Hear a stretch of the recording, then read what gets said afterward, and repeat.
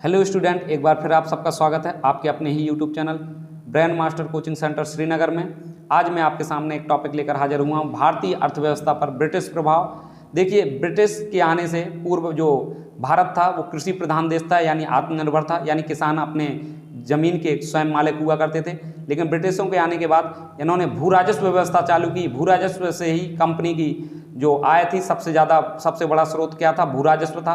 तो 1772 ईस्वी में गवर्नर जनरल वारेन हेस्टिंग्स ने द्वैत शासन समाप्त कर इजारेदारी प्रथा की शुरुआत की। इजारेदारी प्रथा को कहें तो फार्मिंग सिस्टम कहा जाता है। शुरुआत की में जो भू राजस्व वसूली का यही पहली प्रथा थी, इजारेदारी प्रथा। तो पूछा जाए कि भू राजस्व वसूली के लिए पहली जो प्रथा चलाई थी अंग्रेजों ने, तो कब चलाई थी? तो 1772 में इजारेदारी प्रथा चलाई थी। इसको अंग्रेजी में फार्मिंग सिस्टम भी कहा जाता है। तो हम समझेंगे फार्मिंग सिस्टम क्या है।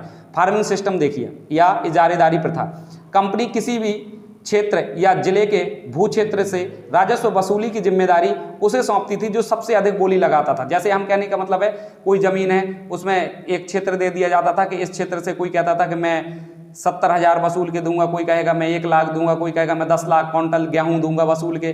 तो जो ज़्यादा वसूली करके देता था उसको उस क्षेत्र की जिम्मेदारी दे दी जाती थी। बाद में अंग्रेज बोलते थे 1 लाख 1, 1 लाख 2, 1 लाख क्विंटल गेहूं जिससे किसी ने बोल दिया तो बोलेंगे 1 लाख 1, 1 लाख 2, 1 लाख 3। तो जो उसने बोली लग जाती थी तो बोली लगाते थे इसमें। तो सोचिए, जब जो ज़्यादा वसूली के लिए कहेगा तो भारतीयों से वसूलेगा, भारतीय किसानों से वसूलेगा, तो अत्याचार भी करेगा।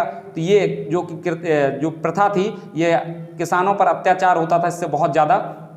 आगे देखिए, कंपनी राजस्व का एक भाग इंग्लैंड को भेजती थी, परंतु नीलामी की व्यवस्था से कंपनी की आय में सुस्थिरता नहीं आई। यानी नीलामी की व्यवस्था जो थी उससे सुस्थिरता नहीं आई, यानी स्थिरता नहीं आई कि कितनी आय कितना व्यय, पता ही नहीं चलता था कि कितना कंपनी में आय हो रहा है, इनका कितना क्या कर रहे हैं, कितनी भेज रहे हैं, क्योंकि एक भाग निश्चित नहीं था। तो इसलिए कंपनी ने बंगाल और बिहार में भू राजस्व स्थायी रूप से निश्चित करने का निर्णय किया। किसने? कंपनी ने जो किया, बंगाल और बिहार में भू राजस्व स्थायी रूप से क्या करने का निर्णय लिया? निश्चित करने का निर्णय लिया। और यहीं से क्या हुआ? स्थायी बंदोबस्त की शुरुआत हुई। देखिए, ब्रिटिश कालीन भू राजस्व व्यवस्था कितनी थी? स्थायी बंदोबस्त या जमींदारी बंदोबस्त, इसमें लॉर्ड कॉर्नवालिस 1793 ईस्वी में इस बंदोबस्त यानी इस व्यवस्था की शुरुआत करते हैं। पूछा जाए कि ये व्यवस्था कहाँ कहाँ लागू थी, तो बंगाल में, बिहार में, उड़ीसा में, उत्तर प्रदेश, बनारस और उत्तरी कर्नाटक में ये व्यवस्था लागू की। समस्त अंग्रेजी जो भूमि थी उसका भारत को क्या देना पड़ता था? जो अंग्रेजी शासन था भारत में उसका 19% इस व्यवस्था के अनुसार अंग्रेजों को देना पड़ता था। भूमि अधिग्रहण सदैव के लिए जमींदार को होती थी, यानी जमींदार ही इसकी वसूली करके देते थे। ब्रिटिश सरकार को राजस्व देने की क्या जिम्मेदारी किसके पास थी? जमींदार के पास थी, यानी जमींदार इसकी वसूली करके देते थे। इसके बाद ये देखा गया कि इससे क्या था? किसानों के लिए रैयतवाड़ी, यानी जो कैप्टन रीड और थॉमस मुनरो आए 1820 में, तो इन्होंने क्या किया?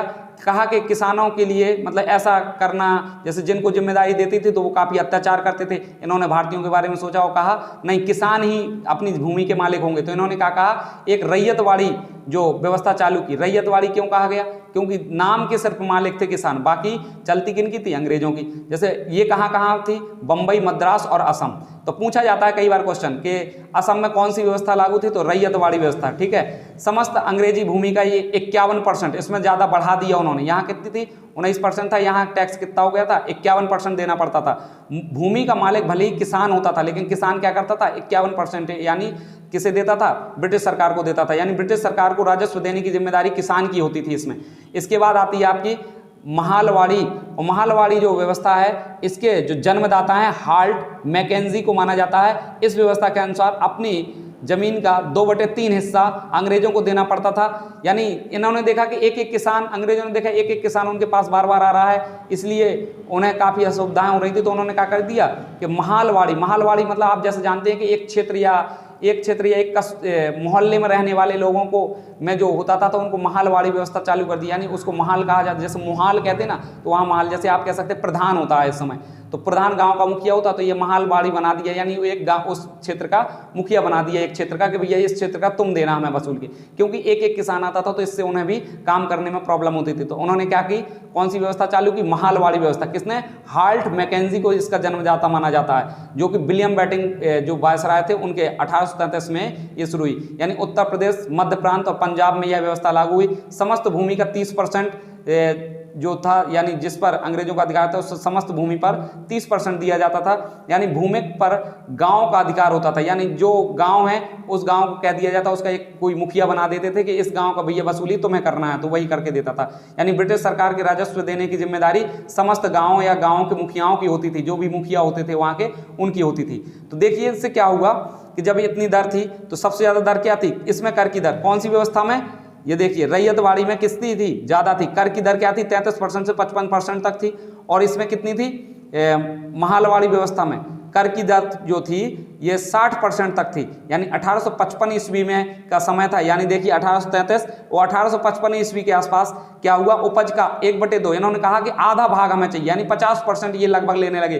तो उसी समय देखिए 1855 ये भूमिका बन रही है 1857 की क्रांति का, यानी यही सब कारण थे कि 1857 की क्रांति की भूमिका बनते। इसका प्रभाव क्या हुआ, देखिए पारंपरिक अर्थव्यवस्था का विघटन हुआ, कृषकों की दरिद्रता यानी किसानों की दरिद्रता बढ़ी और कृषि में ठहराव आने लगा, अवनति होने लगी, कृषि डाउन होने लगी, किसान खेती करना कम कर दिए और किसी में क्या आया, ठहराव आया। पुराने जमींदारों का उन्मूलन हुआ तथा नए जमींदारों का उदय हुआ, यानी जो पुराने जमींदार थे उनका अंत हुआ और नए जमींदार निकल के आए और कृषि का वाणिज्य पर भी प्रभाव पड़ा। यानी ये सभी व्यवस्थाएं आने से इतना सारा ये प्रभाव पड़ा।